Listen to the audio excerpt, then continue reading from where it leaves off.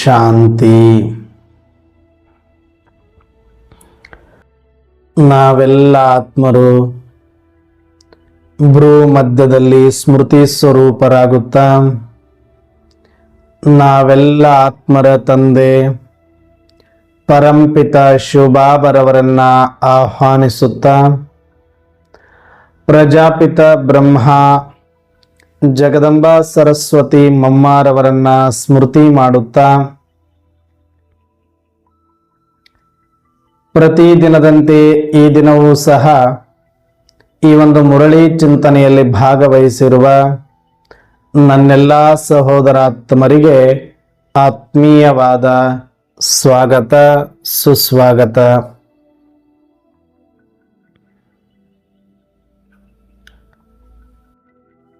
ಬಾಬಾರವರು ಈ ದಿನವೂ ಸಹ ಮುರಳಿಯಲ್ಲಿ ಅನೇಕ ಮಹಾವಾಕ್ಯಗಳನ್ನು ಕೊಟ್ಟಿದ್ದಾರೆ.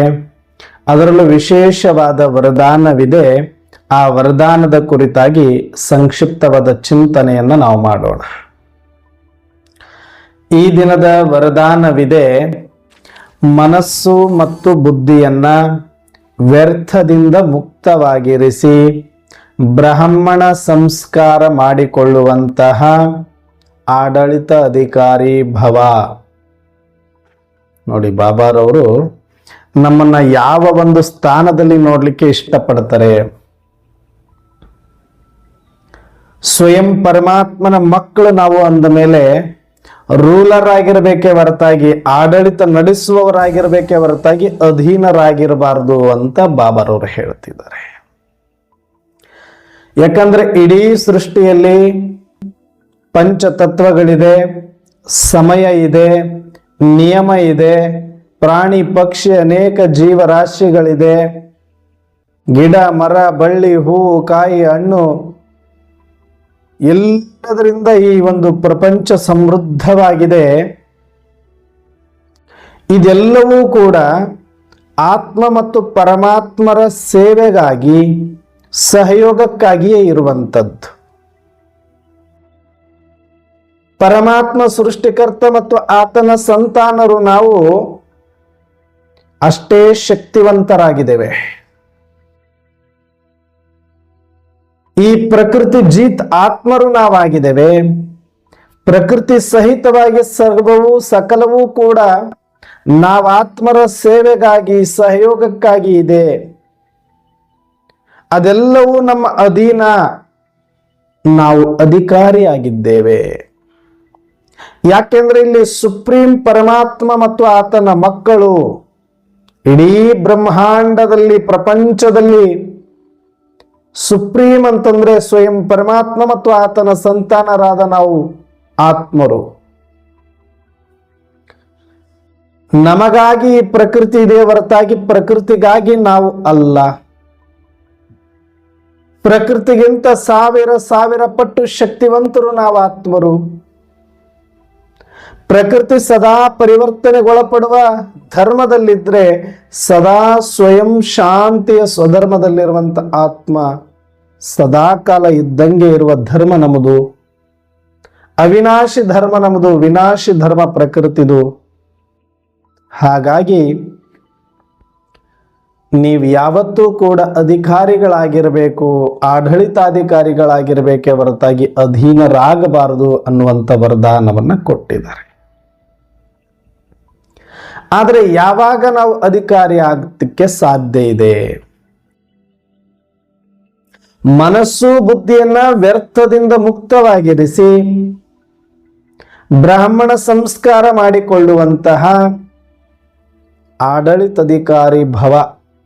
ಬ್ರಾಹ್ಮಣ ಅಂದ್ರೆ ವ್ಯರ್ಥ ಮುಕ್ತ, ಬ್ರಾಹ್ಮಣ ಅಂದ್ರೆ ಚಿಂತಾ ಮುಕ್ತ, ಬ್ರಾಹ್ಮಣ ಅಂದ್ರೆ ಭಯ ಮುಕ್ತ, ಬ್ರಾಹ್ಮಣ ಅಂದ್ರೆ ವಿಘ್ನ ಮುಕ್ತ, ಬ್ರಾಹ್ಮಣ ಅಂದ್ರೆ ದೋಷ ಮುಕ್ತ, ಬ್ರಾಹ್ಮಣ ಅಂದ್ರೆ ಬ್ರಹ್ಮಜ್ಞಾನಿ.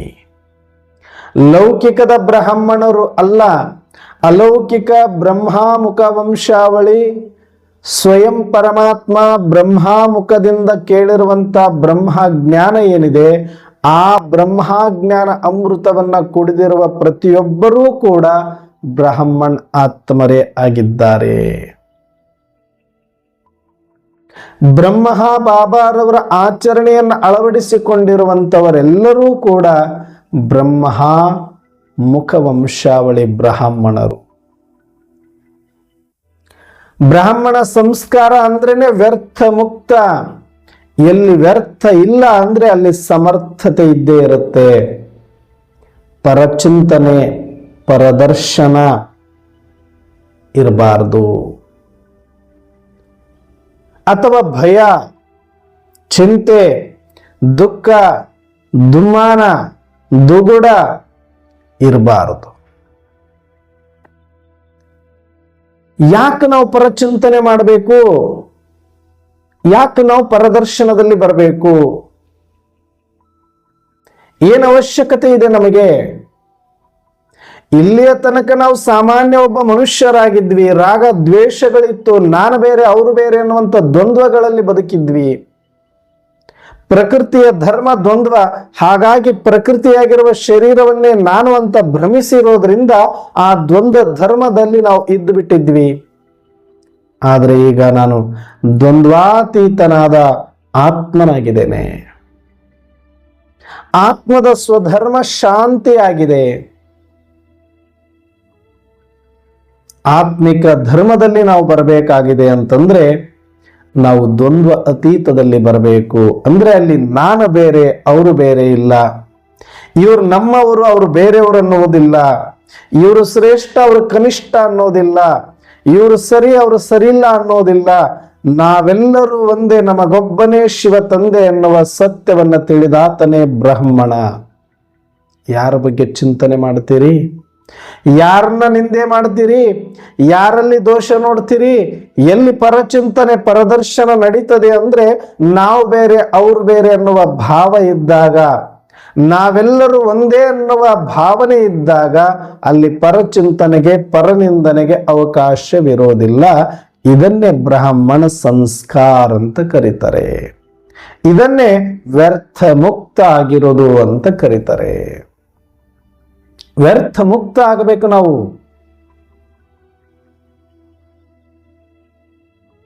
ನಾನು ಆತ್ಮ ಅಂತ ತಿಳಿದ ಮೇಲೆ, ನನ್ನ ಸ್ವಧರ್ಮ ಶಾಂತಿ ಅಂತ ಗೊತ್ತಾದ ಮೇಲೆ, ನನ್ನ ಮನೆ ಪರಮಧಾಮ ಶಾಂತಿ ಧಾಮ ಅಂತ ತಿಳಿದಾಗಿದೆ. ಪರಮಾತ್ಮನೇ ನನ್ನ ತಂದೆ, ಪರಮಾತ್ಮನ ಸಂತಾನ ನಾನು ಎನ್ನುವ ಸತ್ಯ ತಿಳಿದಾದ ಮೇಲೆ ಎಷ್ಟು ಅಭಿಮಾನಪೂರ್ವಕವಾಗಿ, ಭಕ್ತಿಪೂರ್ವಕವಾಗಿ, ಗೌರವಪೂರ್ವಕವಾಗಿ ನನ್ನ ನಡತೆಗಳನ್ನು ನಾನು ಪರಿವರ್ತಿಸಿಕೊಳ್ಳಬೇಕು. ಎಷ್ಟು ವಿಶಾಲ ಆಗಬೇಕೀಗ ನಾನು. ಎಷ್ಟು ಸಂಕುಚಿತ ಲೌಕಿಕದಲ್ಲಿ ನಾನೊಂದು ಶರೀರ, ನನಗೊಂದಷ್ಟು ಸಂಬಂಧ, ನಂದೊಂದಷ್ಟು ವ್ಯವಹಾರ, ನನಗೊಂದಷ್ಟು ಸಂಪಾದನೆ ಅಂತ ಇದ್ದವರು ಈಗ ನಾನಾತ್ಮ, ನನ್ನ ತಂದೆ ಪರಮಾತ್ಮ, ಇರುವವರೆಲ್ಲ ನನ್ನ ಸಹೋದರಾತ್ಮರು ಅನ್ನುವಂಥ ವಿಶಾಲ ಭಾವ ಇದು ಎಷ್ಟು ದೊಡ್ಡದಾಗಿ ನಮ್ಮನ್ನ ಮಾಡಿದೆ ನೋಡಿ. ಇಲ್ಲಿಯ ತನಕ ಇವ್ರ ಕಡೆಗೆ ಅವ್ರ ಕಡೆಗೆ ಅಂತ ಬೆರಳು ಮಾಡುವ ನಮ್ಮನ್ನ ನಾವೆಲ್ಲರೂ ಒಂದೇ ಎನ್ನುವ ಆ ಏಕತೆಯ ಒಂದು ಪರಮಾತ್ಮನ ಕಡೆಗೆ ಬೆರಳು ಮಾಡುವಂತಹ ಒಂದು ದಾರಿಯನ್ನ ತೋರಿಸಿದೆ ನಮಗೆ ಜ್ಞಾನ. ಹಾಗಾಗಿ ಬ್ರಾಹ್ಮಣ ಅಂದ್ರೆ ಬರೀ 7 ದಿನದ ಕೋರ್ಸ್ ಅನ್ನು ತೆಗೆದುಕೊಂಡ್ರೆ ಆಗೋದಿಲ್ಲ.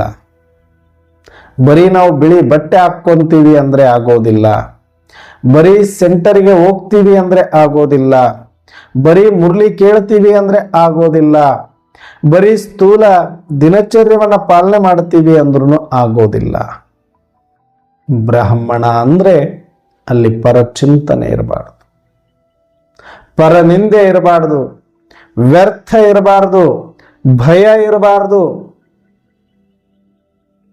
ನಿಶ್ಚಿಂತ ಇರಬೇಕು, ನಿರ್ಭಯ ಇರಬೇಕು, ನಿಜಾನಂದದಲ್ಲಿ ಇರಬೇಕು. ನಾವೆಲ್ಲರೂ ಒಂದೇ ಅನ್ನೋ ಭಾವದಲ್ಲಿ ವಿಶಾಲತೆಯಲ್ಲಿ ಇರಬೇಕು, ಸಾತ್ವಿಕದಲ್ಲಿರಬೇಕು, ಸತೋ ಗುಣದಲ್ಲಿರಬೇಕು.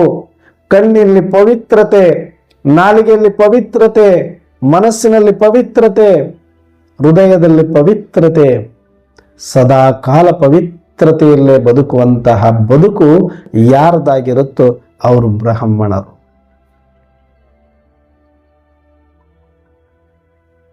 ನಿಮಗೆ ನೋಡಿದ ತಕ್ಷಣ ಗೊತ್ತಾಗತ್ತೆ ಇವರು ಜ್ಞಾನಿನ ಇಲ್ವಾ ಅಂತ.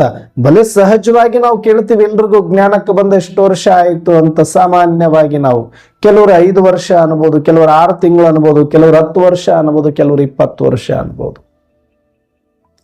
ಎಷ್ಟೋ ಸಲ ಈ ರೀತಿ ಅನಿಸುತ್ತೆ, 20 ವರ್ಷ 30 ವರ್ಷದಿಂದ ಜ್ಞಾನದಲ್ಲಿ ಇದ್ದಾರೆ ಅಂತಂದ್ರೆ ನಾವು ಅವರಿಂದ ತುಂಬಾ ಕಲಿಬೇಕು ಅಂತ ಇವತ್ತು ಬಂದಿರುವ ಹೊಸಬರು ಇರ್ತಾರೆ.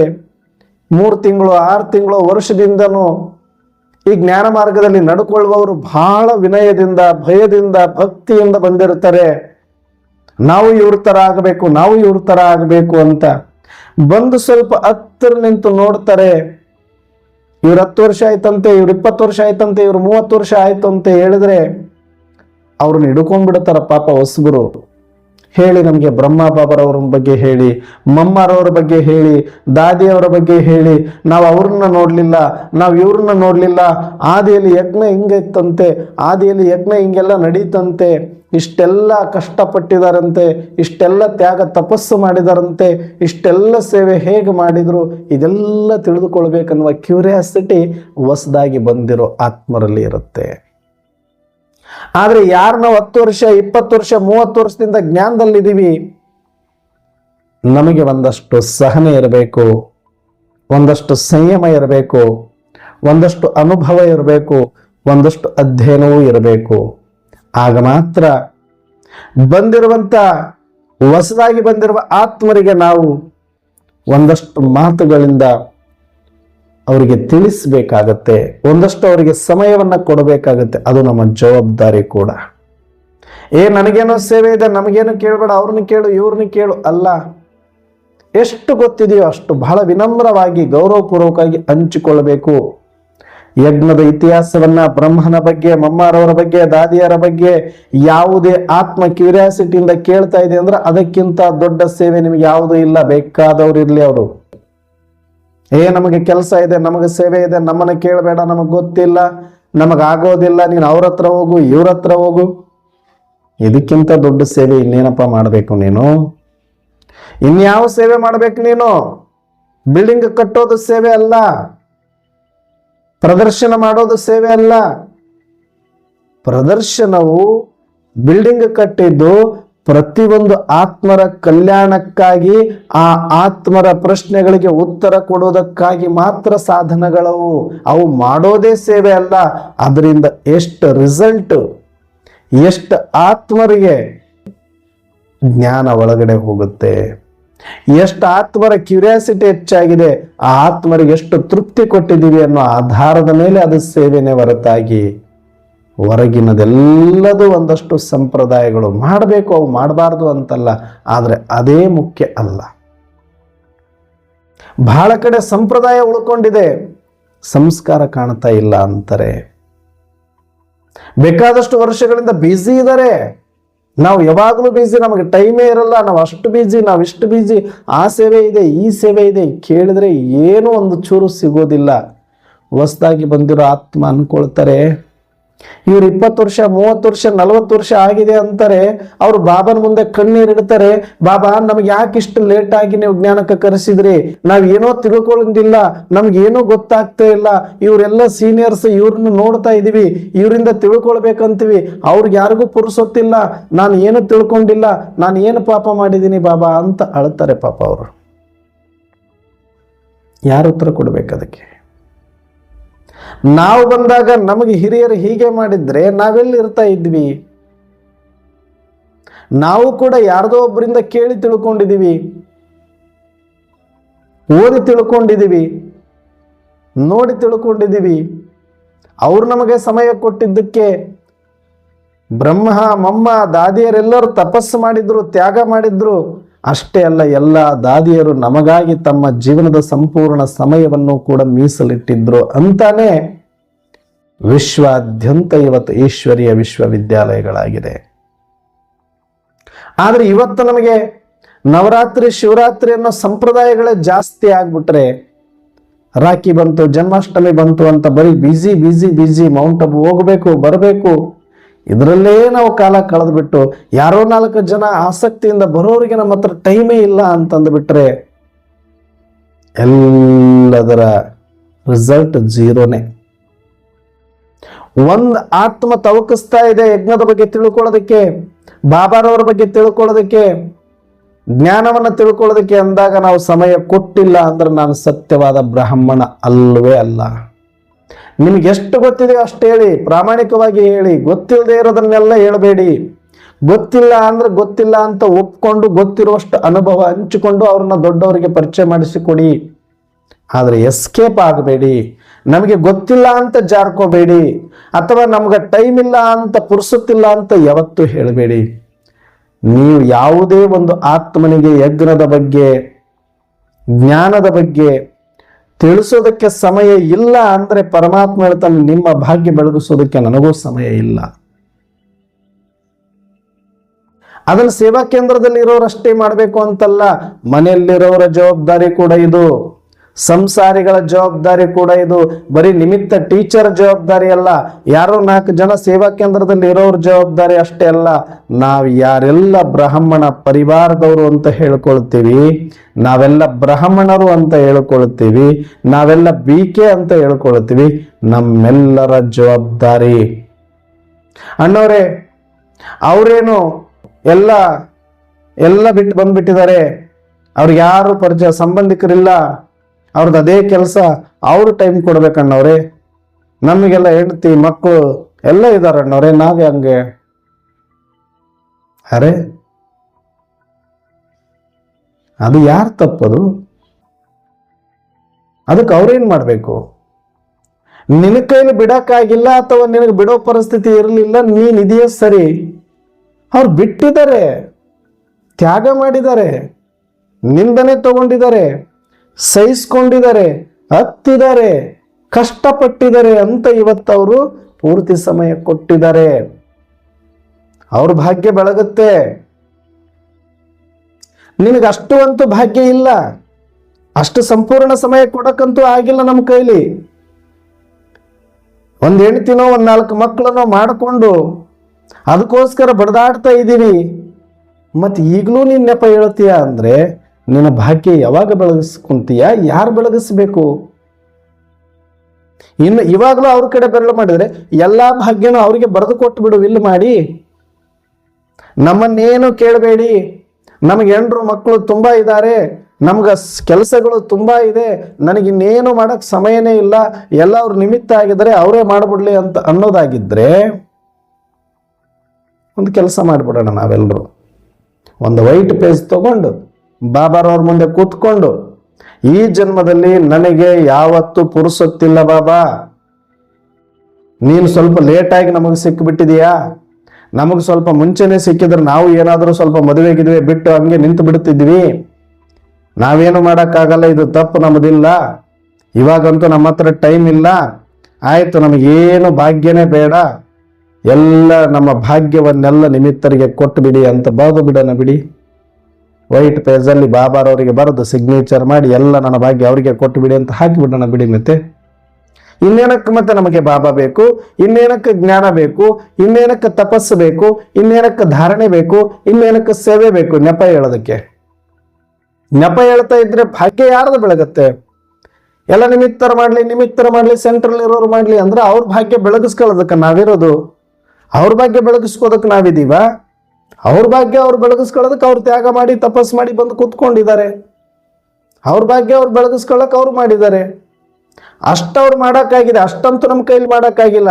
ಅಟ್ಲೀಸ್ಟ್ ನಾನು ಇಷ್ಟಾದ್ರೂ ಏನಾದರೂ ಮಾಡಬೇಕಲ್ಲ. ಈಗ ಇವಾಗ್ಲೂ ನಾನು ಬೇರೆಯವ್ರ ಮೇಲೆ ಬೆರಳು ತೋರಿಸ್ಕೊಂಡೆ ಓಡಾಡ್ಬಿಡ್ತೀನಿ ಅಂದ್ರೆ ನಾಳೆ ನಿನ್ನ ಭಾಗ್ಯದ ರಿಸಲ್ಟ್ ಬಂದಾಗ ಅವತ್ತು ಮುಖ ನೋಡ್ಕೊಂತೀಯ ನೀನು, ಅವ್ರ ಮುಖ ನಿನ್ನ ಮುಖ.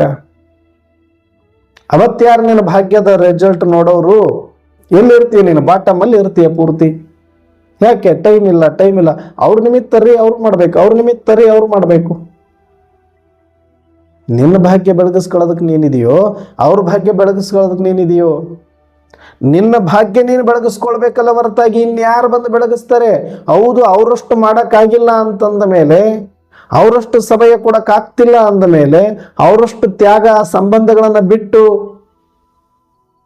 ಅಷ್ಟು ನಾವು ಬಲಿಹಾರಿ ಆಗಕ್ಕಾಗಿಲ್ಲ ಅಂದ್ರೆ ಈಗ ಆಲ್ರೆಡಿ ಸಿಕ್ಕಾಕೊಂಡಿದೀವಪ್ಪ, ನಮಗಂತೂ ಅವರಷ್ಟು ಮಾಡೋಕ್ಕಾಗ್ತಾ ಇಲ್ಲ, ಇನ್ನೂ ನಾವು ಏನಾದರೂ ಮಾಡಿದ್ರೊಳಗಡೆ ಅವ್ರಿಗಿಂತ ಮುಂದೆ ಹೋಗಕ್ಕಂತೂ ಆಗಲ್ಲ ಅಂತ ಅನ್ಕೊಂಡ್ಬಿಟ್ಟಿವಿ ನಾವಂದ್ರೆ ಅಟ್ಲೀಸ್ಟ್ ನನ್ನ ಭಾಗ್ಯ ಎಷ್ಟಿದೆ ಅಷ್ಟಾದ್ರೂ ನಾನು ಮಾಡ್ಕೊಳ್ಬೇಕಲ್ಲ.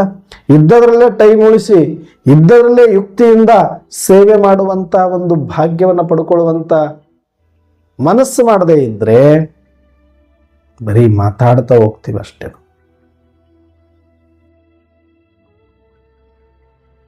ನಿಜ ಹೇಳ, ಸೇವೆ ಮಾಡಬೇಕನ್ನೋರಿಗೆ ಸಮಯ ತುಂಬ ಇದೆ, ತುಂಬ ಇದೆ ಸಮಯ.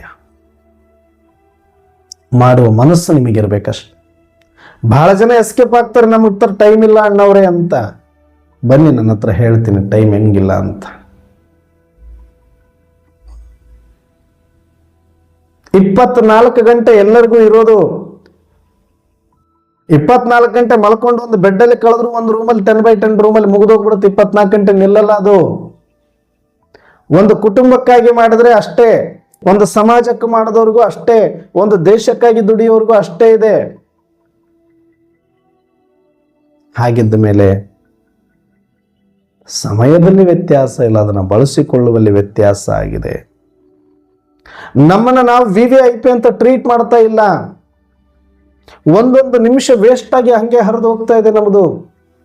ನಿಮಿಷದಲ್ಲಿ ಗಂಟೆಗಟ್ಟಲೆ ಹರಿದು ಕೊಡ್ತಾ ಇದೀವಿ ನಾವು ಬೇರೆಯವರಿಗೆ. ವ್ಯರ್ಥ ಮಾತಾಡಕ್ ಹೇಳ್ರಿ, ಬೇಕಾದಷ್ಟು ಮಾತಾಡ್ಬಿಡ್ತೀವಿ. ಅರ್ಧ ಗಂಟೆ, 1 ಗಂಟೆ, 3/4 ಗಂಟೆ. ಅದೇ ಜ್ಞಾನ ಹೇಳ್ರಿ ಅಂದ್ಬಿಟ್ರೆ ನಮ್ಮ ಹತ್ರ ಟೈಮ್ ಇಲ್ಲ. ನಿಮಿತ್ತರ ಹತ್ರ ಹೋಗ್ರಿ, ಅಲ್ಲಿ ಹೋಗ್ರಿ, ಆ ಸೆಂಟ್ರಲ್ ಚಲೋ ಹೇಳ್ತಾರೆ, ಈ ಸೆಂಟ್ರಲ್ ಚಲೋ ಹೇಳ್ತಾರಂತ ಇಂಥವೆಲ್ಲ ತೋರ್ಸೋದಕ್ಕೆ ಬೇಕಾದಷ್ಟು ಇರುತ್ತೆ ನಮ್ಮ ಹತ್ರ ಟೈಮು. ನಾನೇನು ಮಾಡಬೇಕು, ನನ್ನ ಅನುಭವ ಏನು ಹೇಳಬೇಕು ಅನ್ನುವಂಥ ಒಂದು ಗುಣಗಳನ್ನು ತೋರಿಸೋದಕ್ಕೆ ನಮ್ಮ ಹತ್ರ ಟೈಮ್ ಇಲ್ಲ. ಒಂದೆರಡು ಆತ್ಮೀಯ ಮಾತಾಡ್ಲಿಕ್ಕೆ ಟೈಮ್ ಇಲ್ಲ. ಒಂದೆರಡು ಅನುಭವದ ಮಾತುಗಳನ್ನು ಹಂಚ್ಕೊಳ್ಳೋದಕ್ಕೆ ಟೈಮ್ ಇಲ್ಲ. ವ್ಯರ್ಥ ಮಾತಾಡ್ರಿ ಅಂದ್ರೆ ಗಂಟೆಗಟ್ಟಲೆ. ಈ ಪ್ರಧಾನಮಂತ್ರಿಗಳಿದ್ದಾರೆ, ರಾಷ್ಟ್ರಪತಿಯವರಿದ್ದಾರೆ, ಅವ್ರಿಗೂ 24 ಗಂಟೆ ದೇಶದ ಜವಾಬ್ದಾರಿ ಕೊಟ್ಟಿದೆ. ಮತ್ತೆ ಅವ್ರ ಸಮಯವನ್ನು ಹೆಂಗೆ ಬಳಸ್ತಾರೆ? ಮಲ್ಕೊಂಡು ಕಾಲ ಕಳೆದ್ರೆ ಆಗುತ್ತ? ಅವರು ಹೆಂಗೆ? 5 ನಿಮಿಷಕ್ಕೂ ಕೂಡ ಟೈಮ್ ಟೇಬಲ್ ಇರುತ್ತೆ, ಶೆಡ್ಯೂಲ್ ಇರುತ್ತೆ ಅವರಿಗೆ. 2 ಮಿನಿಟ್ಸ್ ಭೇಟಿ ಆಗೋರು ಇರ್ತಾರೆ, 1 ಮಿನಿಟ್ ಭೇಟಿ ಆಗೋರು ಇರ್ತಾರೆ, 30 ಸೆಕೆಂಡ್ಸ್ ಭೇಟಿ ಆಗೋರು ಇರ್ತಾರೆ. 30 ಸೆಕೆಂಡ್ಸ್ 30 ಸೆಕೆಂಡ್ಗಳ ಕಾಲನೂ ಕೂಡ ಭೇಟಿಯಾಗಿ ಹೋಗೋದಿರುತ್ತೆ. 1 ನಿಮಿಷ, 2 ನಿಮಿಷ, 5 ನಿಮಿಷ, 10 ನಿಮಿಷ ಭಾಳ ಆಗೋಯ್ತು ಅವ್ರಿಗೆ. ಅಂದ್ರೆ 5 ನಿಮಿಷನೂ ವೇಸ್ಟ್ ಆಗದಿರುವಂಗೆ, 1 ನಿಮಿಷನೂ ವೇಸ್ಟ್ ಆಗದಿರುವಂಗೆ ಶೆಡ್ಯೂಲ್ ಮಾಡ್ಕೊಂಡಿದ್ರೆ ದೇಶನ ನೋಡ್ಕೊಳ್ಬಹುದು ಅಂತ ತೋರಿಸ್ತಾ ಇದ್ದಾರೆ. ಆದ್ರೆ ನಮ್ಮ ಜವಾಬ್ದಾರಿ ಗೊತ್ತಿಲ್ಲ. ಯಾರು ಕೇಳೋರು ಯಾರು, ಹೇಳೋರು ಯಾರು? ಅವ್ರಿಗೆಲ್ಲನೂ ಕೂಡ ಜವಾಬ್ದಾರಿ ಇರೋದ್ರಿಂದ, ಕರ್ತವ್ಯದ ಪ್ರಜ್ಞೆ ಇರೋದ್ರಿಂದ, ಅರಿವಿರೋದ್ರಿಂದ ಅವರೆಲ್ಲದಕ್ಕೂ ಪಿಕಪ್ ಮೈಂಡ್ ಸೆಟ್ ಮಾಡ್ಕೊಂಡ್ಬಿಟ್ಟಿರ್ತಾರೆ. ಪ್ರೋಗ್ರಾಮ್ ರೆಡಿ ಇರುತ್ತೆ ಅವರಿಗೆ. ಆ ಪ್ರೋಗ್ರಾಮ್ ಅನ್ನ ನಾವು ರೆಡಿ ಮಾಡಿಕೊಳ್ಬೇಕು.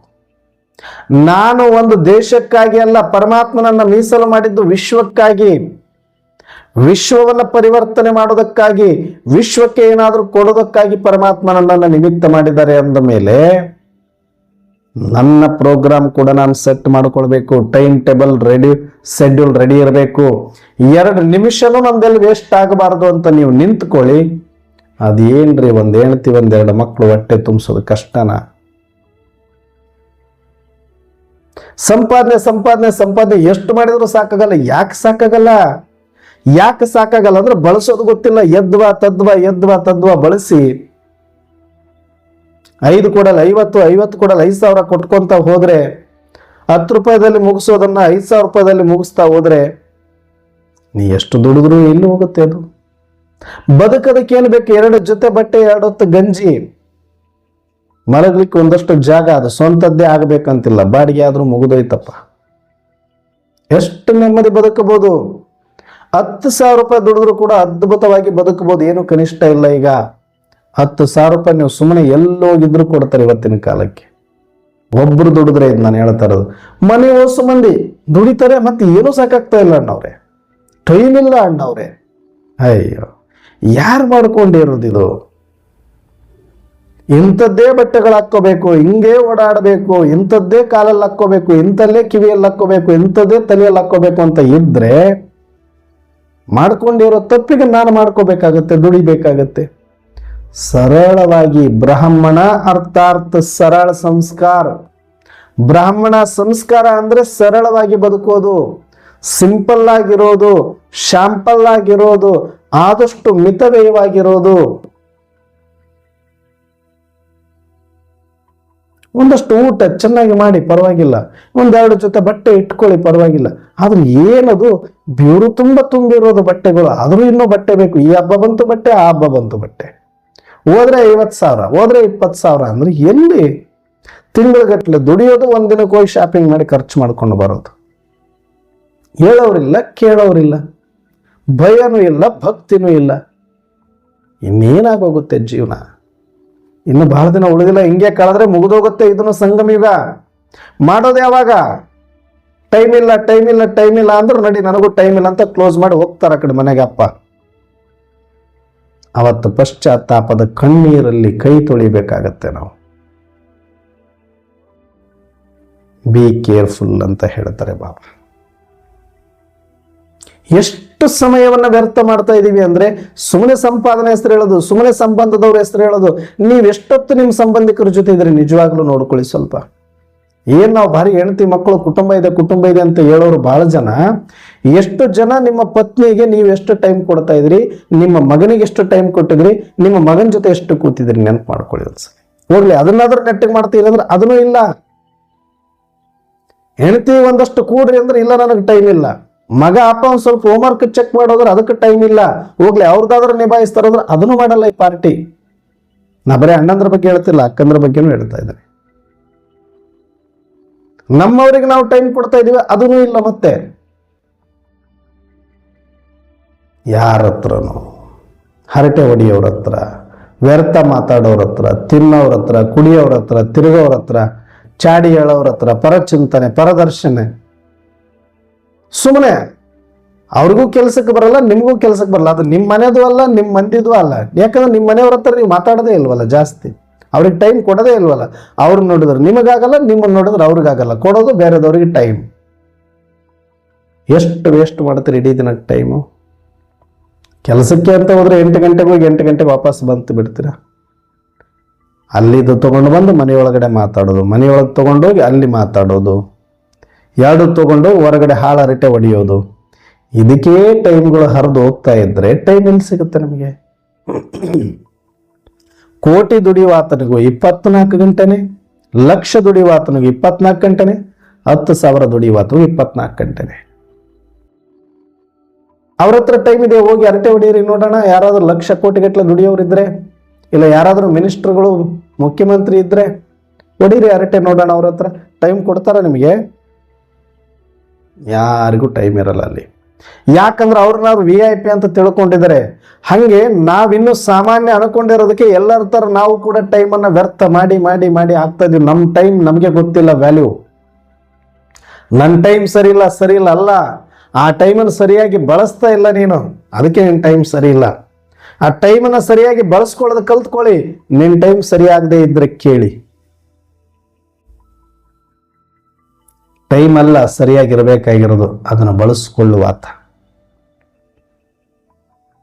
ಹಾಗಾಗಿ ಇನ್ನಾದ್ರೂ ನಾವು ಸ್ವಲ್ಪ ಜಾಗರೂಕರಾಗಬೇಕಾಗಿದೆ. ಜ್ಞಾನ ಸಿಕ್ಕಿದೆ, ಭಾವ ಸಿಕ್ಕಾಗಿದೆ, ಸತ್ಯ ಗೊತ್ತಾಗಿದೆ, ಜೀವನದಲ್ಲಿ ಬರಬೇಕನ್ನೋ ದೃಢ ಸಂಕಲ್ಪ ಮಾಡಿ ಆಗಿದೆ ಅಂದ ಮೇಲೆ ಎಷ್ಟು ಅಲರ್ಟ್ ಆಗಿರಬೇಕು, ಎಷ್ಟು ತೀವ್ರ ಪುರುಷಾರ್ಥಿಯಾಗಿರಬೇಕು, ಎಷ್ಟು ಒಳಗಡೆಯಿಂದ ಏನಾದರೂ ಮಾಡಬೇಕಲ್ಲ ನಾನು ಅಂತ ಎಷ್ಟು ತವಕಿಸಬೇಕು. ಇಲ್ಲ, ಏನೇನೂ ಇಲ್ಲ ನಿಮ್ದು.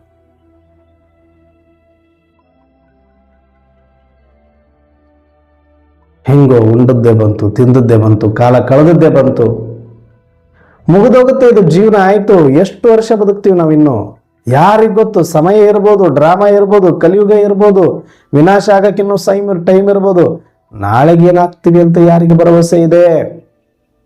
ನಾಳೆ ಇರ್ತೀವಿ ಇಲ್ಲ ಅನ್ನುವಂಥ ಭರವಸೆ ಯಾರಿಗಿದೆ? ಇಷ್ಟಿದ್ರೂ ಕೂಡ ನಾವಿನ್ನೂ ಇಷ್ಟು ನಿರ್ಲಕ್ಷ್ಯ ಮಾಡ್ತೀವಿ ಅಂದ್ರೆ ಇದು ಬ್ರಾಹ್ಮಣ ಸಂಸ್ಕಾರ ಅಲ್ಲ.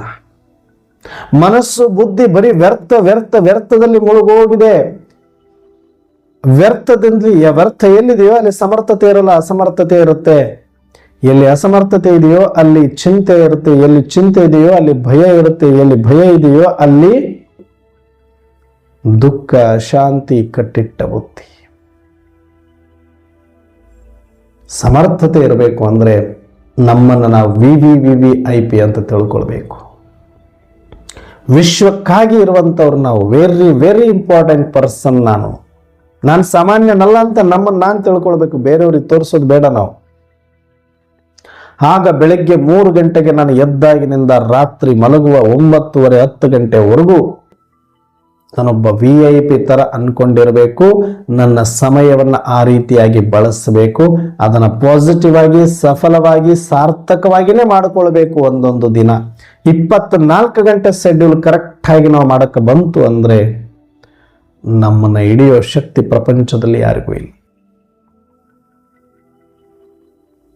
ಯಾರು ಬೇಕಾದವ್ರು ಮಾಡ್ಬೋದು ಇದನ್ನ. ಸಂಸಾರದಲ್ಲಿ ಇರೋರು ಆಗಲ್ಲ, ಜಂಜಾಟದಲ್ಲಿ ಇದೀವಿ ಆಗಲ್ಲ, ಏನೆಲ್ಲ ಮಾಡ್ಬೋದು, ಮಸ್ತ್ ಮಾಡ್ಬೋದು, ಆಗತ್ತೆ. ಆದರೆ ಮನಸ್ಸು ಮಾಡ್ಬೇಕಷ್ಟೆ. ಮನಸ್ಸು ಬುದ್ಧಿಯನ್ನು ವ್ಯರ್ಥ ಮುಕ್ತ ಮಾಡ್ಕೊಳ್ಳಿ, ಆಗ ಬ್ರಾಹ್ಮಣ ಸಂಸ್ಕಾರ ತಾನಾಗೆ ಮೈಗೂಡುತ್ತೆ. ಆಗ ನೀವೇನು ಹೇಳ್ತೀರಿ ಅದು ಸಿದ್ಧಿ ಆಗತ್ತೆ. ಅದಕ್ಕೆ ಸಂಕಲ್ಪ ಸಿದ್ಧಿ ಅಂತ ಕರೀತಾರೆ. ನೀವು ಬಯಸೋದಕ್ಕಿಂತ ಮುಂಚೆ ಎಲ್ಲವೂ ನಿಮ್ಮ ಹತ್ತಿರ ಬಂದು ಇರುತ್ತೆ. ನೀವು ಅನ್ಕೊಂಡಕ್ಕಿಂತ ಚೆನ್ನಾಗಿ ಎಲ್ಲವೂ ಕೂಡ ಆಗತ್ತೆ. ಯಾವಾಗ ನಾನು ಸರಳವಾಗಿ, ಯಾವಾಗ ನನ್ನನ್ನು ನಾನು ಶ್ರೇಷ್ಠ ಅನ್ಕೊಂಡು, ಯಾವಾಗ ನನ್ನನ್ನು ನಾನು ಪರಮಾತ್ಮನ ಸಂತಾನ ಅನ್ಕೊಂಡು, ಯಾವಾಗ ನಾನು ಅಧಿಕಾರಿ ಅನ್ಕೊಳ್ತೀನಿ, ಆವಾಗ ಅದೆಲ್ಲವೂ ಅಧೀನ ಆಗತ್ತೆ. ನಾನು ಯಾವಾಗ ಅದ್ರ ಮುಂದೆ ಹೋಗಿ ಭಿಕ್ಷೆ ಬೇಡ್ತೇನೆ, ತೊಳಲಾಡ್ತೇನೆ, ದುಃಖ ಪಡ್ತೇನೆ, ಭಯ ಪಡ್ತೇನೆ, ಆವಾಗ ಅದು ಅಧಿಕಾರಿಯಾಗಿ ನಮ್ಮನ್ನು ಆಟ ಆಡಿಸುತ್ತೆ. ಬ್ರಾಹ್ಮಣ ಅಂದ್ರೆ ಭಯ ಇರೋಂಗಿಲ್ಲ ನಮಗೆ. ಯಾವುದ್ರ ಭಯ ಇರಬೇಕು? ಶರೀರ ಬಿಡೋದಾ? ಇದಕ್ಕೆ ಭಯ ಪಡ್ತೀವ ನಾವು. ಒಳಗಿರುವ ಆತ್ಮ ನಾನು, ಚೈತನ್ಯ ನಾನು, ಅವಿನಾಶಿ ನಾನು, ಅಮೃತ ಪುತ್ರ ನಾನು, ಜ್ಯೋತಿ ನಾನು, ನಿರಾಕಾರ ನಾನು, ಅನಾದಿ ನಾನು. ಅದಕ್ಕೆ ಸಾವಿದೆಯಾ? ಅದಕ್ಕೆ ಈ ಶರೀರ ಎದುರಿಸ್ಬೇಕ ನನ್ನನ್ನ? ನಾನು ಹೋಗ್ಬಿಡ್ತೀನಿ, ನಾನು ಹೋಗ್ಬಿಡ್ದೆ, ಹೋಗ್. ಇದಿಲ್ಲ ಅಂದ್ರೆ ಏನ್ ಬದುಕಲ್ಲ ನಾವು? ಇದಿಲ್ಲ ಅಂದ್ರೆ ನಾವಿರಲ್ವಾ? ನಾನಿಲ್ಲ ಅಂದ್ರೆ ಇದಿಲ್ಲ, ಇದಿಲ್ಲ ಅಂದ್ರೂ ನಾನು ಇರ್ತೀನಿ. ಅದಕ್ಕೆ ನಾನು ಅವಿನಾಶಿ. ಅಷ್ಟು ನಮಗೆ ಒಳಗಡೆ ಆತ್ಮದ ಬಗ್ಗೆ ಅಭಿಮಾನ, ಆತ್ಮ ನಿಶ್ಚಯ, ಆತ್ಮ ಸ್ವರೂಪ, ಆತ್ಮ ಪ್ರಜ್ಞೆ, ಆತ್ಮ ಸಮಾನ ನಮ್ಮಲ್ಲಿ ಜಾಗೃತವಾಗಬೇಕು. ಅವಾಗ ನಾನು VVIP ಅಂತ ನೋಡ್ಕೊಳ್ತೀನಿ. ಯಾವಾಗ ನಾನು ಆಡಳಿತ ಅಧಿಕಾರಿ ಅಂತ ನನ್ನನ್ನು ನಾನು ನೋಡ್ಕೊಳ್ತೀನಿ, ಯಾವಾಗ ಬರೀ ನೋಡ್ಕೊಳ್ಳೋದಲ್ಲ, ನಾನು ಸಂತೃಪ್ತ, ನಾನು ಸಮೃದ್ಧ, ನಾನು ನಿರ್ಭಯ, ನಾನು ನಿಶ್ಚಿಂತ, ನಾನು ನಿರ್ದೋಷ ಅಂತ ನನ್ನ ಮೇಲೆ ನನಗೆ ನಂಬಿಕೆ ಬಂದಾಗ, ಪಾತ್ರವನ್ನು ನೋಡಬೇಡಿ ನೀವು.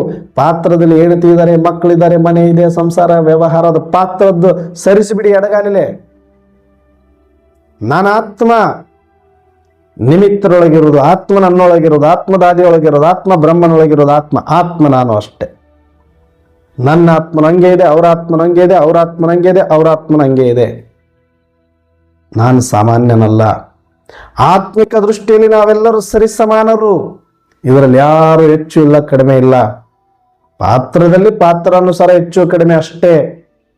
ಹಾಗಾಗಿ ಯಾವಾಗ ನಾನು ಈ ರೀತಿ ಆತ್ಮದ ಸ್ವಪ್ರಜ್ಞೆಯಲ್ಲಿ ಬರ್ತೇನೆ, ನನ್ನ ಸಂತೃಪ್ತತೆಯಲ್ಲಿ ನಾನು ಇರ್ತೇನೆ, ಆಗ ನನಗೆ ಯಾವ ಭಯವೂ ಇರೋದಿಲ್ಲ, ಯಾವ ಇಚ್ಛೆಗಳು ಇರೋದಿಲ್ಲ. ಭಯಮುಕ್ತ, ಇಚ್ಛಾ ಮುಕ್ತ ಆಗ್ಬಿಡ್ತೀನಿ. ಯಾವಾಗ ನನ್ನಲ್ಲಿ ಭಯ ಇಲ್ವೋ, ಇಚ್ಛೆ ಇಲ್ವೋ, ಅವಾಗ ದೋಷ ಮುಕ್ತ ಆಗ್ತೀನಿ. ನನ್ನಿಂದ ದೋಷಗಳಾಗೋದಿಲ್ಲ. ಯಾಕಂದ್ರೆ ಇಚ್ಛೆನೇ ಇಲ್ಲ ಅಂದ್ರೆ ದೋಷಗಳಾಗೋದಿಲ್ಲ. ಯಾವಾಗ ನೀವು ದೋಷ ಮುಕ್ತ ಆಗ್ತೀರಿ, ಅವಾಗ ನೀವು ಪವಿತ್ರರಾಗ್ತೀರಿ. ಯಾವಾಗ ಪವಿತ್ರರಾಗ್ತೀರಿ, ಅವಾಗ ಅಲ್ಲಿ ವ್ಯರ್ಥ ಇರೋದಿಲ್ಲ, ಸಮರ್ಥತೆ ಮಾತ್ರ ಉಳಿಯುತ್ತೆ. ಯಾವಾಗ ನೀವು ಸಮರ್ಥರಾಗ್ತೀರಿಯೋ ಅವಾಗ ಆಡಳಿತ ಅಧಿಕಾರಿ. ಆಗ ಪಂಚತತ್ವಗಳೆಲ್ಲವೂ ನೀವು ಅಂದುಕೊಂಡಂತೆ ಕುಣಿತವೆ. ಸುಮ್ಮನೆ ಹಿಂಗೆ ಮಾಡಿದ್ರೆ ನರ್ತನ ಮಾಡ್ತವೆ, ನಿಮ್ಮ ದಾಸಿಯಾಗಿ ಸೇವೆ ಮಾಡುತ್ತವೆ. ಅದಕ್ಕೆ ಬಾಬಾರವರು ಇವತ್ತು ಮನಸ್ಸು ಬುದ್ಧಿಯನ್ನ ವ್ಯರ್ಥದಿಂದ ಮುಕ್ತಗೊಳಿಸಿ, ವ್ಯರ್ಥಕ್ಕೆ ಕಟ್ಟಿಕೊಂಡ್ಬಿಟ್ಟಿದ್ವಿ ಅಂತ ಹೇಳ್ತಿದ್ದಾರೆ ಬಾಬಾ. ಹೆಂಗಂದ್ರೆ ಬೇಷ್ನಾಗಿ ಬೇಡಿ ತಗೊಂಡು ಚೈನ್ ಸರಪಳಿ ತಗೊಂಡು ಸುತ್ತಕೊಂಡು ಬಂಧಿಸಿದಂಗೆ ಮನಸ್ಸನ್ನ ವ್ಯರ್ಥದ ಸರಪಳಿಯಿಂದ ಸುತ್ತಿ ಬಿಟ್ಟಿದ್ವಿ. ಅದು ಬಿಡಿಸ್ಕೊಂಡು ಹೊರಗೆ ಬರಕ್ ಆಗ್ತಾ ಇಲ್ಲ, ಅದೇ ಸುಳಿಯಲ್ಲಿ ಸಿಕ್ಕಾಕೊಂಡ್ಬಿಟ್ಟಿದೆ. ಏನು ಮಾಡಿದ್ರು ಕಣ್ಣು ತೆರೆದ್ರು ವ್ಯರ್ಥ, ಕಣ್ಣು ಮುಚ್ಚಿದ್ರು ವ್ಯರ್ಥ, ಮಲಗಿದ್ರು ವ್ಯರ್ಥ, ಎದ್ರು ವ್ಯರ್ಥ, ಮಲಗಿದ್ರು ಸ್ವಪ್ನದಲ್ಲಿ ಕೂಡ ಬಂದು ವ್ಯರ್ಥ ಆಗತ್ತೆ. ಅಂದ್ರೆ ಎಷ್ಟು ವ್ಯರ್ಥದಿಂದ ಬಂಧಿಸಿಕೊಂಡಿದೀವಿ ನಮ್ಮ ಮನಸ್ಸು ಬುದ್ಧಿಗಳನ್ನ. ಯಾಕಂದ್ರೆ ನಾನು ನನ್ನ ಬಗ್ಗೆ ಯೋಚನೆ ಮಾಡಿದ್ದೆ ಕಡಿಮೆ ಹುಟ್ಟಿದಾಗಿಂದ. ಬೇಕಾದ್ರೆ ನಿಮ್ಮನ್ನು ನೀವು ಪ್ರಶ್ನೆ ಮಾಡ್ಕೊಳ್ಳಿ, ಇವತ್ತೇ ಪ್ರಶ್ನೆ ಮಾಡ್ಕೊಳ್ಳಿ. ಒಂದು 5 ನಿಮಿಷ ಯೋಗದಲ್ಲಿ ಕೂತ್ಕೊಂಡು ಮನಸ್ಸು ಸಮಾದ ಮೇಲೆ ಮನಸ್ಸು ತಿಳಿಯಾಗಬೇಕು. ಮತ್ತೆ ಗದ್ದಲದೊಳಗಡೆ ಇದ್ದುಕೊಂಡು ಗೊಡಗೆಬ್ಬಿಸ್ಕೊಂಡು ಅವಾಗ ಕೇಳ್ಕೋಬೇಡಿ. ಒಯ್ದಾಡುವ ನೀರಿನಲ್ಲಿ ಪ್ರತಿಬಿಂಬ ಸ್ಪಷ್ಟ ಕಾಣೋದಿಲ್ಲ. ಶಾಂತವಾದ ನೀರು ಆಗೋವಾದರೂ ಕಾದು ಬಿಟ್ಟು ಅದರಲ್ಲಿ ಪ್ರತಿಬಿಂಬ ನೋಡಿಕೊಳ್ಳಿ, ಸ್ಪಷ್ಟವಾಗಿ ಕಾಣುವಂತೆ. ನಿಮ್ಮ ಮನಸ್ಸು ತಿಳಿಯಾಗುವಂತೆ ಸ್ವಲ್ಪ ಯೋಗ ಮಾಡಿ ಅದಾದ ಮೇಲೆ ಪ್ರಶ್ನೆ ಮಾಡಿಕೊಳ್ಳಿ, ನನಗೆ ನಾನು ಎಷ್ಟು ಟೈಮ್ ಕೊಟ್ಟಿದ್ದೇನೆ ಅಂತ, ನನ್ನ ಬಗ್ಗೆ ನಾನು ಎಷ್ಟು ಪ್ರಶ್ನೆ ಮಾಡಿಕೊಂಡು ಚಿಂತನೆ ಮಾಡಿದ್ದೇನೆ, ನನ್ನ ಬಗ್ಗೆ ನಾನು ಎಷ್ಟು ಆಲೋಚನೆ ಮಾಡಿದ್ದೇನೆ ಅಂತ. ಇಲ್ಲ, ಭಯ ನಮಗೆ. ನನ್ನ ಬಗ್ಗೆ, ನನ್ನ ಮನೆಯವರ ಬಗ್ಗೆ, ನನ್ನ ವ್ಯವಹಾರದ ಬಗ್ಗೆ ಮಾತಾಡ್ಲಿಕ್ಕೆ ಭಯ ನಮಗೆ. ಬರೀ ಬೇರೆಯವ್ರ ಮನೆಯದು, ಅವ್ರಂಗಂತೆ ಇವ್ರಿಂಗಂತೆ, ಅವ್ರಿಗೆ ಪ್ರಮೋಷನ್ ಅಂತೆ ಇವ್ರಿಗೆ ಡಿಮೋಷನ್ ಅಂತೆ, ಅವ್ರಿಗೆ ಡೈವರ್ಸ್ ಅಂತೆ ಇವ್ರಿಗೆ ಮ್ಯಾರೇಜ್ ಅಂತೆ, ಬರೀ ಇದೆ. ವ್ಯರ್ಥ. ನಿಮ್ಮ ಬಗ್ಗೆ ನೀವು ಕೇಳ್ಕೊಳ್ಳೋದಕ್ಕೆ ನಿಮಗೆ ಭಯ. ಯಾಕೆ ಬೇಕಪ್ಪ ನಮಗೆ? ಯೋಚನೆ ಮಾಡಿದ್ರೆ ಮಾಡಬೇಕಾಗತ್ತೆ. ಮಾಡಬೇಕಾದ್ರೆ ಅಯ್ಯೋ ಅದೆಲ್ಲ ಬೇಡಪ್ಪ ರಾಮಾಯಣ, ಮಾತಾಡೋದೇ ಇಲ್ಲ. ಸ್ವಂತ ನಾನೇನು ಮಾಡಬೇಕು, ನಾನು ಹೆಂಗಿದ್ದೀನಿ, ಈ ಆತ್ಮದ ಬಗ್ಗೆ ಯೋಚನೆ ಮಾಡೋದು ಬಿಟ್ಬಿಡಿ. ವೈಯಕ್ತಿಕ ನಿಮ್ಮ ಲೌಕಿಕದಲ್ಲಿನೇ ನಿಮ್ಮ ಬಗ್ಗೆ ನೀವು ಯೋಚನೆ ಮಾಡಿಲ್ಲ ಜಾಸ್ತಿ, ನಿಮ್ಮ ಮನೆಯವರ ಬಗ್ಗೆ ನೀವು ಯೋಚನೆ ಮಾಡಿಲ್ಲ ಜಾಸ್ತಿ, ನಿಮ್ಮ ಮಕ್ಕಳ ಬಗ್ಗೆ ನೀವು ಯೋಚನೆ ಮಾಡಿಲ್ಲ, ನಿಮ್ಮ ವ್ಯವಹಾರದ ಬಗ್ಗೆ, ನಿಮ್ಮ ಸಂಪಾದನೆ ಬಗ್ಗೆ, ನಿಮ್ಮ ಉಳಿತಾಯದ ಬಗ್ಗೆ ಯೋಚನೆ ಮಾಡಿಲ್ಲ. ಅದಕ್ಕಿಂತ 100 ಪಟ್ಟು ಜಾಸ್ತಿ, 1000 ಪಟ್ಟು ಜಾಸ್ತಿ ಮಂದಿ ಮನೆ ಬಗ್ಗೆ, ಮಂದಿ ಜನದ ಬಗ್ಗೆ, ಮಂದಿ ಮನೋರಂಜನೆ ಬಗ್ಗೆ ಸುಮ್ಮನೆ ಎಂಟರ್ಟೈನ್ಮೆಂಟ್ ಮಾಡೋಕೆ ಹೋಗ್ತಾ ಇದ್ರೆ ಅಷ್ಟೆ. ನೀವು ಯಾವಾಗ ಬೇರೆಯವ್ರ ಜೀವನವನ್ನ ಎಂಟರ್ಟೈನ್ಮೆಂಟ್ ಮಾಡಕ್ ಸ್ಟಾರ್ಟ್ ಮಾಡ್ತೀರೋ, ನಿಮ್ಮ ಜೀವನ ಬರೆದಿಟ್ಟುಕೊಳ್ಳಿ, ಇನ್ನೊಬ್ಬರಿಗೆ ಎಂಟರ್ಟೈನ್ಮೆಂಟ್ ಆಗತ್ತೆ.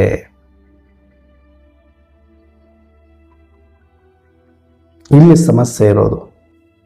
ಮಾಡ್ತಿರೋ ಹೋಗ್ಲಿ ಯೋಚನೆ, ನಿಮ್ಮ ಮನೆ ಬಗ್ಗೆ ಮಾಡಿ, ನಿಮ್ಮ ಮಕ್ಕಳ ಬಗ್ಗೆ ಮಾಡಿ, ನಿಮ್ಮ ಸಂಪಾದನೆ ಬಗ್ಗೆ ಮಾಡಿ, ನಿಮ್ಮ ಜೀವನದ ಬಗ್ಗೆ ಮಾಡಿ, ನಿಮ್ಮ ಜೀವನ ಈ ವರ್ಷದಿಂದ ಮುಂದಿನ ವರ್ಷ ಉತ್ತಮವಾಗಿ ಇಟ್ಕೊಳ್ಳೋದ್ರ ಬಗ್ಗೆ ಮಾಡಿ. ಬೇಕಾದ್ರೆ ಎಷ್ಟೊತ್ತು ಮಾಡ್ತೀರಿ ನೀವು? ಎಷ್ಟೊತ್ತು ನಿಮ್ಮ ಮನೆ ಬಗ್ಗೆ ಯೋಚನೆ ಮಾಡಿರಿ? 1 ನಿಮಿಷ, 2 ನಿಮಿಷ, 5 ನಿಮಿಷ, 10 ನಿಮಿಷ, ಅರ್ಧ ಗಂಟೆ, ದಿನ ಅರ್ಧ ಗಂಟೆ ನಿಮ್ಮ ಮನೆ ಬಗ್ಗೆ ನೀವು ಯೋಚನೆ ಮಾಡಿದ್ದೀರಾ? ನಿಮ್ಮ ಹೆಂಡತಿ ಜೊತೆ, ನಿಮ್ಮ ಮಕ್ಕಳ ಜೊತೆ ಕೂತ್ಕೊಂಡು ದಿನಕ್ಕೊಂದು ಅರ್ಧ ಗಂಟೆ, 1 ಗಂಟೆ ಆದ್ರೂ ನಿಮ್ಮ ಕುಟುಂಬದ ಬಗ್ಗೆ ಯೋಚನೆ ಮಾಡ್ತೀರಾ? ತಿಂಗಳದಾಗ 1 ದಿನ ಕೂತ್ಕೊಂಡು ಒಂದು 10 ನಿಮಿಷ ಮಾತಾಡಿದ್ರೆ ದೊಡ್ಡದಾಯ್ತು. ಬೇಡ, ಹೋಗಿ ಅದನ್ನೇ ಮಾತಾಡೋದು ತಿರ್ಗಾ ಮುರುಗ ಅಂತೀವಿ. ಯಾಕೆ? ನಮಗೆ ಮಾತಾಡಕ್ ಭಯ. ಅದೇ ಬೇರೆಯವ್ರಿಗೆ ತಗೊಳ್ಳಿ, ಅವ್ರಿದ್ರಲ್ರಿ ಅವ್ರ ಮಗ ಹಂಗಂತೆ, ಇವ್ರಿದ್ರಲ್ರಿ ಇವ್ರ ಸೊಸಿ ಹಿಂಗಂತೆ, ಇಂಥ ಬೇಕಾದಷ್ಟು ಮಾತಾಡಿ ಟೈಮ್ ಪಾಸ್ ಮಾಡ್ತೀರಿ. ಇಲ್ಲ ಧಾರಾವಾಹಿ ನೋಡ್ಕೊಂಡು ಟೈಮ್ ಪಾಸ್ ಮಾಡ್ತೀರಿ, ಇಲ್ಲ ಮತ್ತೊಂದು ಶೋ ನೋಡ್ಕೊಂಡು ಟೈಮ್ ಪಾಸ್ ಮಾಡ್ತೀರಿ. ಯಾಕೆ ಟೈಮ್ ಇಲ್ಲ? ಬೇಕಾದಷ್ಟಿದೆ ಟೈಮು. ಬಂಧಿಸ್ಕೊಂಡಿದೀವಿ ವ್ಯರ್ಥದಿಂದ ಮನಸ್ಸು ಬುದ್ಧಿಗಳನ್ನ. ಆ ವ್ಯರ್ಥ ಬಿಟ್ಟು ಮುಂದಕ್ಕೆ ಬರಕ್ಕೆ, ಅದು ಯೋಚನೆ ಮಾಡಕ್ಕೆ ಬಿಡುತ್ತಾ ಇಲ್ಲ. ಅಷ್ಟರ ಮಟ್ಟಿಗೆ ನಾವು ಸಂಸ್ಕಾರ ಗಟ್ಟಿ ಮಾಡಿಕೊಂಡು ಬಿಟ್ಟಿದೀವಿ ವ್ಯರ್ಥದ್ದು. ಅದಕ್ಕೆ ಬಾಬಾ ಹೇಳ್ತಿದ್ದಾರೆ ಇವತ್ತು, ನಿಮ್ಮ ಮನಸ್ಸು ಬುದ್ಧಿಗಳನ್ನ ಈ ವ್ಯರ್ಥದಿಂದ, ಪರಚಿಂತನೆ, ಪರದರ್ಶನದಿಂದ, ವ್ಯರ್ಥ ಆಲೋಚನೆಯಿಂದ, ಭಯದಿಂದ, ದುಃಖದಿಂದ, ದೋಷದಿಂದ ನಿರ್ಮೂಲನೆ ಮಾಡಿ, ಬಿಡುಗಡೆ ಕೊಡಿ, ಸ್ವತಂತ್ರ ಕೊಡಿ ಅಂತ ಕೇಳ್ತಿದ್ದಾರೆ. ಯಾರಿಗೆ? ನಿಮ್ಮ ಮನಸ್ಸು, ನಿಮ್ಮ ಬುದ್ಧಿಗೆ ನೀವೇ ಕೊಡಬೇಕೀಗ. ಯಾವುದರಿಂದ? ವ್ಯರ್ಥ ಮುಕ್ತ ಮಾಡಿ ಸಾಕು. ಅದಕ್ಕೆ ಆಲೋಚನೆ ಮಾಡಿ ಮಾಡಿ ಮಾಡಿ ಮಾಡಿ ಇವತ್ತು ಹೃದಯಗಳು ಬ್ಲಾಸ್ಟ್ ಆಗಿ ಹೋಗ್ತಾ ಇದೆ, ಮೆದುಳು ಹೊಡೆದು ಹೋಗ್ತಾ ಇದೆ, ತಲೆ ಚಿಟ್ಟಿಡಿತಾ ಇದೆ ಅಂತೀವಿ, ಸ್ಟ್ರೆಸ್ ಅಂತೀವಿ, ಮಾನಸಿಕ ಒತ್ತಡ, ಭಯ, ಚಿಂತೆ, ದುಃಖ, ಅಶಾಂತಿಗೆ ಕಿಡ್ನಿನೂ ಹೊಡ್ಕೊಳ್ಳುತ್ತೆ, ಲಿವರ್ ಹೊಡ್ಕೊಳ್ಳುತ್ತೆ, ಹಾರ್ಟ್ ಬ್ಲಾಸ್ಟ್ ಆಗುತ್ತೆ. ಇನ್ನೇನಾಗಬೇಕು? ತಡ್ಕೊಳ್ಳಕ್ಕಾಗ್ತಿಲ್ಲ. ಅಷ್ಟರ ಮಟ್ಟಿಗೆ ಪ್ರೆಷರ್, ಲೋಡ್ ಮಾನಸಿಕವಾಗಿ ಕೊಟ್ಟು ಬಿಟ್ಟಿದ್ದೀವಿ. ನೋಡ್ಲಿಕ್ಕೆ ತಲೆ ಮೇಲೆ ಇವತ್ತೇನಿಲ್ಲ. ಹಿಂದಿನ ಕಾಲದಲ್ಲಿ ಸಾಧನಗಳಿರಲಿಲ್ಲ, ಭಾರವನ್ನು ತಲೆ ಮೇಲೆ ಹೊತ್ಕೊಂಡು ಹೋಗ್ತಿದ್ರು. 10 kg 20 kg 50 kg ವರೆಗೂ ಹೊತ್ಕೊಂಡು ಓಡಾಡ್ತಾ ಇದ್ರು. ಸಂತೆಗೆ, ಅದಕ್ಕೆ ಇದಕ್ಕೆ, ಹೊಲಕ್ಕೆ, ಮನೆಗೆ. ಇವತ್ತು ತಲೆ ಮೇಲೆ ಭಾರ ಇಲ್ಲ, ಸಾಧನಗಳು ಬಂದುಬಿಟ್ಟಿದೆ, ಎಲ್ಲ ಗಾಡಿಗಳು ಬಂದುಬಿಟ್ಟಿದೆ, ಆದರೆ ಮನಸ್ಸಿನ ಭಾರಕ್ಕೆ ಮನುಷ್ಯ ತತ್ತರಿಸಿ ಹೋಗ್ಬಿಟ್ಟಿದ್ದಾನೆ. ಎಷ್ಟು ಮಟ್ಟಿಗೆ ಮನಸ್ಸಿನ ಭಾರ ಅಂದ್ರೆ ನೋಡಿದ್ರೆ ಗೊತ್ತಾಗೋದಿಲ್ಲ. ಅದು ಒಬ್ಬೊಬ್ಬರು ತಲೆ ಮೇಲೆ 10 ಕ್ವಿಂಟಲ್ ಇದೆಯೋ, 50 ಕ್ವಿಂಟಲ್ ಇದೆಯೋ, 5 ಟನ್ ಇದೆಯೋ ಗೊತ್ತಿಲ್ಲ. ಅದಕ್ಕೊಂದು ಮಷಿನ್ ಏನಾದ್ರೂ ಬಂದ್ಬಿಟ್ರೆ ಇವ್ರ ಮನಸ್ಸಿನ ಮೇಲೆ ಎಷ್ಟು ವ್ಯರ್ಥದ ಒತ್ತಡ ಇದೆ, ಚಿಂತೆಯ ಒತ್ತಡ ಇದೆ, ಭಯದ ಒತ್ತಡ ಇದೆ, ತೂಕ ಇದೆ ಅಂತ ಚೆಕ್ ಮಾಡೋದೇನಾದ್ರೂ ಬಂದ್ಬಿಟ್ರೆ ಟನ್ ಗಟ್ಲೆ ಬರುತ್ತೆ ಒಬ್ಬೊಬ್ರದ್ದು. ಅಷ್ಟು ಮನಸ್ಸಲ್ಲಿ ದುಗುಡ, ಚಿಂತೆ, ವ್ಯರ್ಥ ತುಂಬಿಕೊಂಡು ಕೂತಿದ್ದೀವಿ. ಇನ್ನೆಲ್ಲಿ ನಮಗೆ ಸಮಯ ಸಿಗಬೇಕು? ಇನ್ನೆಲ್ಲಿ ಬ್ರಾಹ್ಮಣ ಸಂಸ್ಕಾರದ ಹಗುರತೆ ಬರಬೇಕು ಹೇಳಿ? ಇದರಿಂದ ಹೊರಗಡೆ ಬರೋಣ. ಸಾಕು, ಇಲ್ಲಿ ತನಕ ನಾವು ತಿಳಿಲಾರದನ್ನು ಮಾಡಿದೀವಿ.